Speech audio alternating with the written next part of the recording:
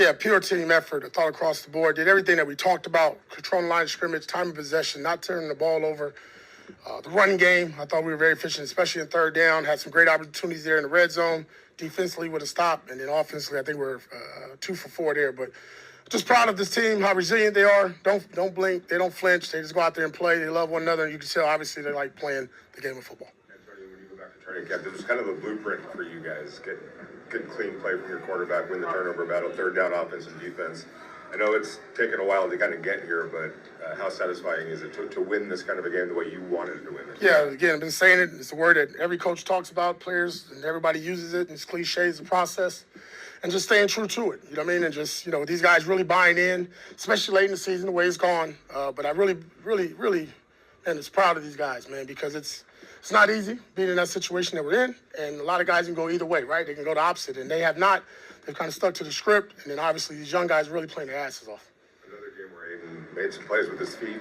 With that throw to Trey Tucker, bought a little bit of time. Can you talk about his back? I thought just overall, man, throughout the game, him just going through his progression, very calm in the pocket, didn't have happy feet. Really a credit to the O-line of protection. I believe he only gave up 1 sack, and could have probably got rid of that ball. But for the most part, man, that group overall has really bought in. We talked about continuity amongst the 5. Now, second week of them guys playing consistent football, both in the passing game, protection, and in the run game. What have you seen from Abdul the last few weeks?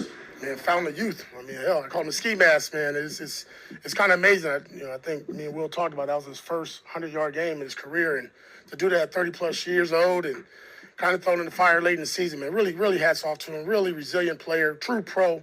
He's been that way throughout the time. Obviously, we asked him to be a special teams player and returner, and then he gets his opportunity to start today, and, I mean, he made the most out of it. Really some gritty runs on third down. And he's been a big factor in our passing game. And can't speak enough about him. I call him the ski mask man because that's his deal, man. And he's, the team really rallied around players like that. We don't have a lot of veterans, and to see him come out and really get his first 100-yard game and a victory is really good. How much enjoyment do you get out of, coaching a guy like Brock Bowers having the historic season that he's having?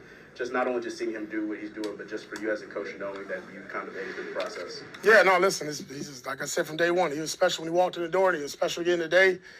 Doesn't want no attention. The team tried to grab him at the very end, and he want to break down the team in a team huddle. But all he cares about is winning and smiling. I mean, he can break records, but just watch him at the victories. That's the true Brock Bowers because he's a competitor. He's a true pro. And like I said, I mean, it's scary how good this kid's going to be. Get a sense now that he's enjoying it with the winning and the records that are coming. Because we're winning. Yeah. Yes, sir. Everything's more enjoyable when you win. Tough travel day for you guys yesterday, but sounds like no excuses or anything like that. Did what you guys had to do. No, we made it to kickoff. We got here at kickoff. That's all that mattered. I told our guys, just get here to kickoff. It is what it is. We can't control that. Wish we could, but these guys didn't blink, flinch. We got in at 1 o'clock in the morning, got up this morning and rolled. Hey, Pete, with all the injuries and guys out, you have a lot of young players who are really growing. Would you talk about the pride in your staff, just for all these young players who are really growing into something? Yeah, I think even when I was a player, I always, you always looked at teams and staffs when they play those younger guys and how that team developed throughout the season.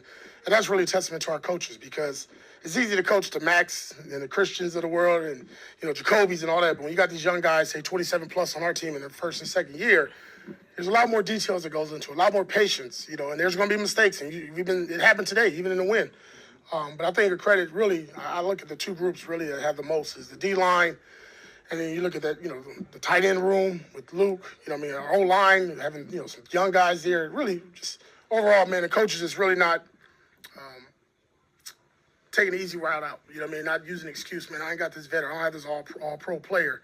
Just coaching their asses off and really receptive with the players of just buying in and, again, putting extra hours and extra times before and after practice.